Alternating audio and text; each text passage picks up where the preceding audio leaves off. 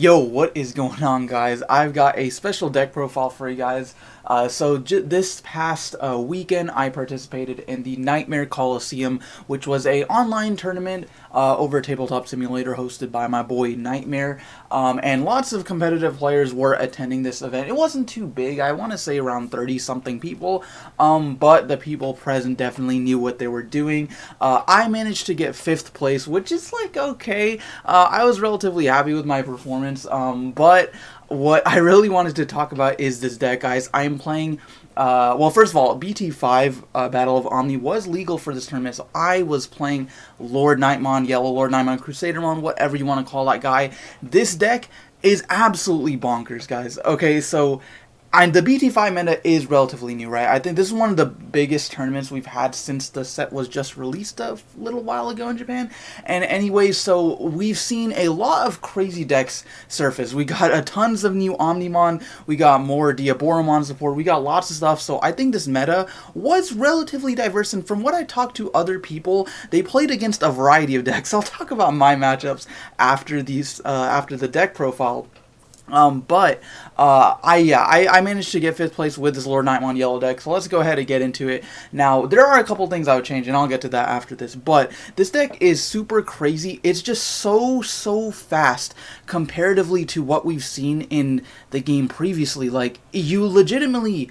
Previously, yellow, like, really, the best yellow deck was arguably Shine Greymon, and then once in BT4 we got Chaosmon and stuff like that was able to compete, but this deck is on a whole nother level. It can outpace other decks so quickly, and even if they are trying to just establish their board, just like playing the game, you can just pick at their cards, because everything in this deck has removal. Like, it's so crazy to get out. I think when I first looked at LordKnightmon, I was a little bit underwhelmed, because just in a vacuum, right, he's essentially a Magnadramon. You can play a 3 from your hand, and then you know, that's it. But when we got the other warriors revealed, like Knightmon especially, this guy over here, these combos are what makes this deck broken, because you can easily get out LordKnightmon, tutor out a Knightmon from your hand for free for 0 cost, get that minus 4,000 effect, and then go into something like another LordKnightmon, or maybe go into a Slash Angemon for another 8k reduction. So the combos you can do, this guy is so crazy. Plus,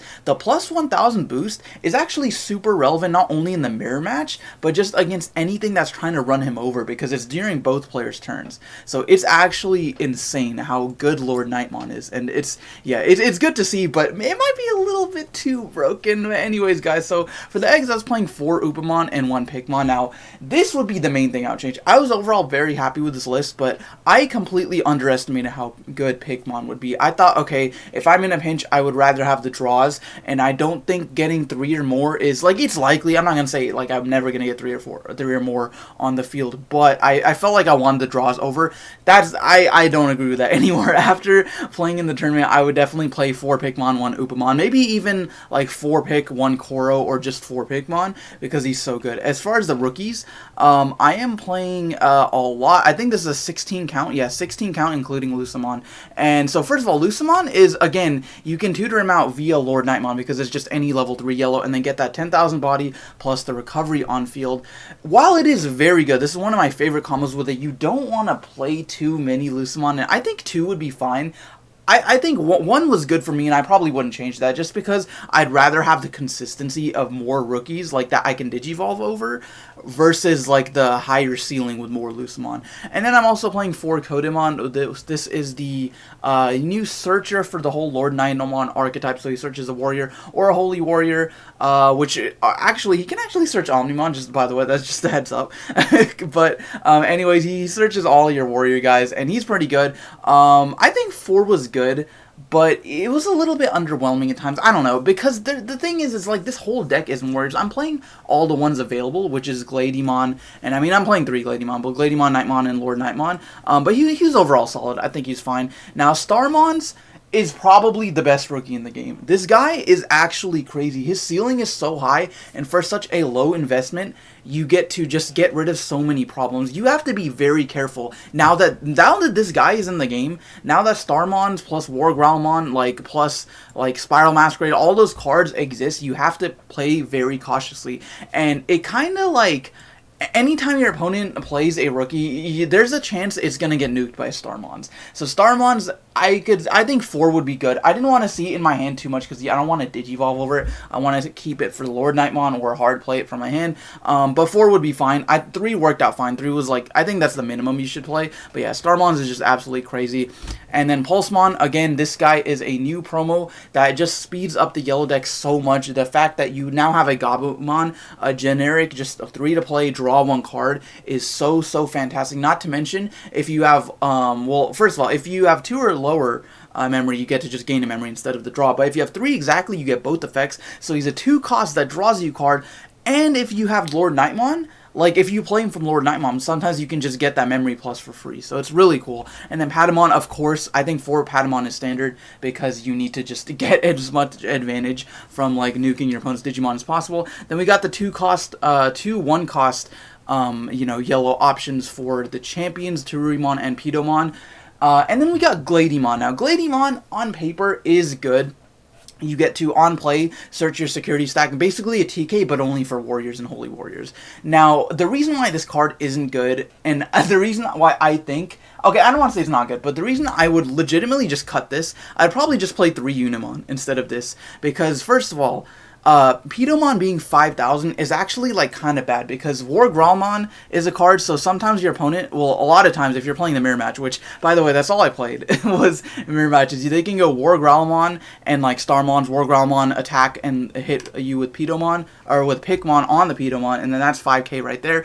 Unimon would just have that extra little boost to where like they either have to have like Starmons or they have to go /Angemon to get rid of it. So I think the you know, the starter deck blockers are actually still relevant because of their high attack. Now, Gladymon, again, he wasn't that good because you're only, like, first of all, you can't search Kodamon because he's a reptile. The only searching targets you have are LordKnight and Knightmon and then himself, but, like, himself is kind of, like, bad. Why would you add himself? Like, unless that was the only card. But that's, like, 8 to 11 targets out of your whole 50-card deck, and the chance of that being in security is not very likely. Out of the entire tournament, I literally resolved this once. I think it was to grab a Knightmon, and it wasn't even, like, that good because I'm pretty sure I had another one in hand, but anyways, like, it's okay when you're playing it with LordKnightmon, but then sometimes if you play this with LordKnightmon and then you got a War Growlmon, it's, like, terrible because then you can't use Digiburst. So, legitimately, I think I would just swap this out with Unimon, but it still was okay. And then for the ultimates, War Growlmon, Sirenmon, and Knightmon. Knightmon's the 4 of you have to play that. That's just absolutely amazing with LordKnight. And this was questionable. I think I like this 2 and 2 of War Growlmon, Sirenmon, because with Sirenmon being a 2 cost, in one turn, if you have TK on the field or if you start with 3 memory, you can go from rookie to Terurimon, or like one of your 1 cost, 1 to 2, and then that's 3 memory right there, and then you can go straight LordKnightmon without passing turn. So that's really good, and that's why I played Sirenmon, and I think he was really fantastic. But War Growlmon was also just insane the whole tournament. War Growlmon is going to be a staple in so many yellow decks because you just get a minus 4,000 for free. Stack that with /Angemon. You go War Growlmon /Angemon. That's 12k, takes out most level 6s in the game. So it's just crazy. And then speaking of /Angemon, this guy is, it's crazy to me because this is a BT1 card. This card is still very relevant. And it wasn't even a holo. Like, /Angemon is so good. And legitimately, when I was playing one of the mirror match, it was literally like who can get out most slashes first and just nuke your opponent's stuff. And I would do have some things to say about the mirror match. They are actually very skillful, I think. And so /Angemon just super good with all your cards for a 3 cost. And LordKnightmon, I just don't even know what to say about this card. This card is absolutely ridiculous. I'm calling it out. Like, if we do get another like limited restriction list, whatever, LordKnightmon is going on there because this guy at 4 is absolutely stupid. Like, it's so crazy how much advantage you get from this card. You can, like, spamming is just, you thought Rookie Rush spam bad, but LordKnightmon is absolutely crazy, dude. Like, the fact that you can get an ultimate out for free, get its 1 plate effect, and then just go /Angemon and then just, like, maybe set up for a Chaosmon or something. That's just ridiculous to me all in 1 turn. Like, it's so crazy. And then speaking of Chaosmon, of course, got the 2 in there because Valorarm is just too good not to play. I think more than 2 is a little bit bricky, especially because he's not a yellow, but yeah, 2 is fine. 2 worked out pretty good. And then I'm also playing 2 Spiral Masquerade and 3 TK. 3 TK was perfect for me. I would not play any more, nor would I play any less. 2 Spiral Masquerade was also pretty good. Again, I wouldn't change too many things about this deck. Spiral Masquerade is a very interesting card because that's a really, really high ceiling. For each of your Digimon, you get to, you know, reduce something by 3,000, and it's only a 4 cost. So if you do resolve this and, you know, nuke something is 0, and you got a Patamon, you can gain a memory and then go back to 3. So, you know, that lets you do that without passing turn. So this guy, if you have like more than 3 Digimon on field, especially when you're resolving LordKnightmon, it's kind of crazy. Like this, I think one time I had like 4 Digimon on field. My opponent's LordKnightmon was like at 12,000. I nuked this for 12, and it's just so good. But yeah, so that's the deck profile. As far as my matchups, I think I hinted this. I played 3 yellows, so like a lot of people play lots of other stuff. I got shit luck, and I played 1 WarGreymon yellow. So it wasn't like a true mirror match, but he's still playing a lot of the same cards like Slash Angemon, Valorarm, Spiral Masquerade, stuff like that. And then I played 2 straight up LordKnightmon mirror matches, and that mirror match is very interesting and very skillful because basically if you can stop your opponent from resolving LordKnightmon, you literally just need to like Slash Angemon, WarGreymon, like get rid of their stuff before they can build up into Lord Knight. And the first person who gets the LordKnightmon usually ends up winning because it's just so crazy. But yeah, that was interesting. And I think like because of the decline in people playing green, because of the restrictions on Argomon and HPD, that yellow, and especially this variant, I think this variant's definitely the best. Other variants of yellow are good, but LordKnightmon is definitely going to be the best deck. Hands down, this deck is too fast, can generate too much advantage, can destroy Digimon so easily for like basically very little investment. Yeah, I think this is going to be very meta going forward. So I'm actually going to show you guys some gameplay. I did actually record, like I was streaming this the other day, and if you're interested, go support your boy over on Twitch and hit that follow button. But anyway, so I'm just gonna show you guys one game, but if you want to watch the rest, you can. But it was just very, very interesting. So this first game, well, I mean, this isn't the first game in the stream, but this was a mirror match, okay? I thought this one was interesting. So, just to try to show you the craziness of this LordKnightmon deck. So my opponent went first this round, and he actually, you know, set up a pretty standard, just Digivolved into Tururumon Pass. And I already knew he was playing Lord Knight because, like, I saw the Pikmon, and I was like, yeah, there's no way he's not playing that. Now, I opened up a pretty solid hand. Unfortunately, again, I didn't want to Digivolve the Starmon, but it was between that and Kodamon. But I was thinking I could hard play the Kodamon because I don't have LordKnightmon hand. But since I just drew him, I decided to go WarGreymon instead. And now, with 3 memory, like I've got my, well, I gave my opponent 3. I've got my WarGreymon set up so I can reduce something by 4k and then go Lord Knight, you know, attack, bring out something like the Kodamon to get some advantage off that, and then maybe go Valorarm on top of that. So my opponent did actually hard play the Gladymon, and he did actually get a card from that, which was the Knightmon. Now, Gladymon is, like I said, Gladymon's good, especially because for a 4, you can memory choke your opponent kind of good, but since I did draw the TK, you know, I don't think that's too relevant most of the times, and I don't know, I just don't think, like, he's definitely, like, the weakest out of all the new Knight support. But anyway, so I did draw TK, so at this point, I was thinking, like, okay, I could go WarGreymon, and then reduce them by 4,000, and then just go LordKnightmon, because I was tempted to go TK, put him at 3, keep WarGreymon in the raising area, so then that way I can bring out LordKnightmon next turn with a guaranteed 3, but with 2 memory, the only thing, like, if he went WarGreymon, which most people are playing, like, he'd have to go WarGreymon and then pass turn, right? And then, so, with 2 memory, he can't do too much. Now, he could go, like, Sirenmon slash Angemon or something, but that wouldn't threaten me. Now, I will say, Blinding Light, that was another card I want to mention. Blinding Light is another card that I wasn't playing, and I found it interesting because most of the other variants in this tournament were playing that. The people who got... Oh, I didn't mention that, by the way. So I think... I don't remember the name of the guy who got first, but he was playing LordKnightmon. And then my man Huang Zero was also playing LordKnightmon. He got second, and both of those lists were also playing. They were pretty similar to mine, but the main difference was they were both playing Blinding Light. And Yeah, Blinding Light is a really good card, especially because it helps you play around Zwart D a little bit, because Zwart D, I didn't see any in this tournament, but I can see why like you would want to play around it, because it can get rid of TK and then won't guarantee you that 3, but then, you know, Blinding Light is just that 2 every single turn, or every time you activate it. And honestly, the games I won, I was almost always at 5 security. Like, I could have used Blinding Light, and that was kind of my thing. I was like, alright, it's a double-edged sword, so I don't really want to, like, you know, use it and then have to, like, screw myself over because I lost the security. But I think it's definitely worth it. Like, 2 memory is actually crazy. Like, that is another card I think I was just, like, not sleeping on, but I didn't think it was necessary in this deck because I was playing TK as well.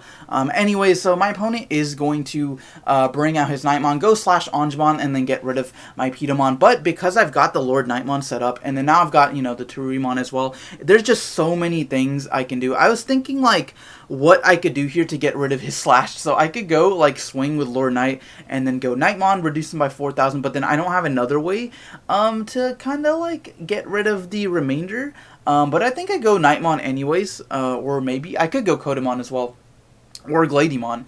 So yeah, I actually went Gladymon and then use his effect to search security, and would you look at that, there's no targets in security. Like I said, there's just not enough knights in the game to where searching your security is like viable. I mean, you could argue Kodamon is the same way, but he's searching your deck and he's only a 3 instead of a 4, and he's a rookie, so there's more synergy there. I don't know. So I'm just going to start swinging, and then I swing with the Turimon as well. He's going to resolve the Spiral Masquerade, but unfortunately with only 1 Digimon on his field, he can't really get rid of anything. So Spiral Masquerade again is a very good card, but, you know, it just has its downsides. It can be weak, like, especially if you only have one thing. So I'm just going to Valder Arm and get rid of his slash Angemon, because I was scared of his own Valder Arm. Like, I haven't seen it, but, like, he's probably playing it.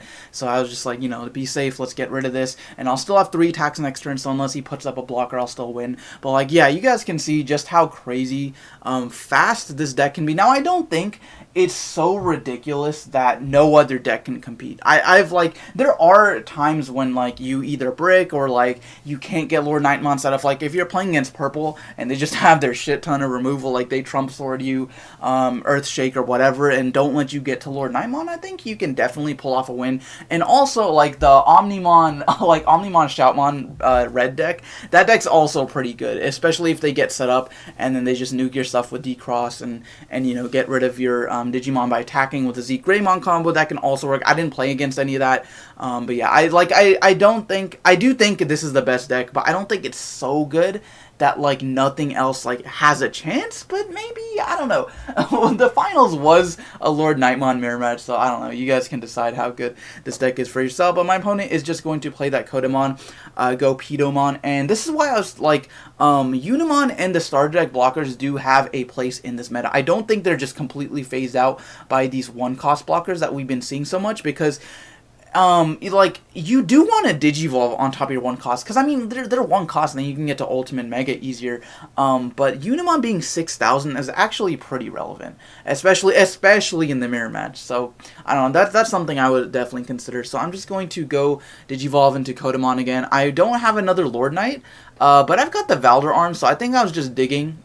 And then there's the Starmons. Starmon is absolutely crazy. Like, I could literally just blow out his Pedomon with the Starmons if I just, you know, put a couple more Digimon on the field. So I'm going to swing with the Valder Arm, and I could go something like Pulsemon, Starmons, but I don't have another -1000, so I could go like hard play Knightmon, but that might not be the best. So I ended up playing the Pulsemon, drawing 1 card, and then there we go. There is the War Growlmon. And another just absolutely fantastic card that lets you get rid of your opponent's Digimon super easily. So I'm going to Digivolve into War Growlmon for 3, and then I'm probably going to use this Digiburst effect for 4,000. I think on the Knightmon, actually, and that's another thing, is because I can stack this with the Starmons and just get rid of an ultimate for very little investment. So I'm going to reduce his Knightmon, which is at 7k by 4k, so it goes to 3,000, and I'm going to get remainder, you know, reduced by another 4,000 with the Starmons. And I don't have a Patamon on field, but if I did, I could, you know, gain a memory on that. Not playing Labramon also. Labramon was a card I was considering, just because, you know, you get to draw every time you're nuking something to 0, which happens very often. But you actually, like, are a little bit scared of decking out. And in a lot of these games, I was down to, like, 10 or fewer cards in my deck. So I really think Labramon is, like, a little bit too much when it comes to, like, this deck. But yeah, guys, so that's gonna be game. My opponent just ended up scooping, but yeah, you guys can see how crazy fast this deck is and just how ridiculous these cards can be. So yeah, guys, if you did enjoy, go ahead and let me know in the comment section below. Thank you for watching. Subscribe if you're not already, and I will see you guys next time.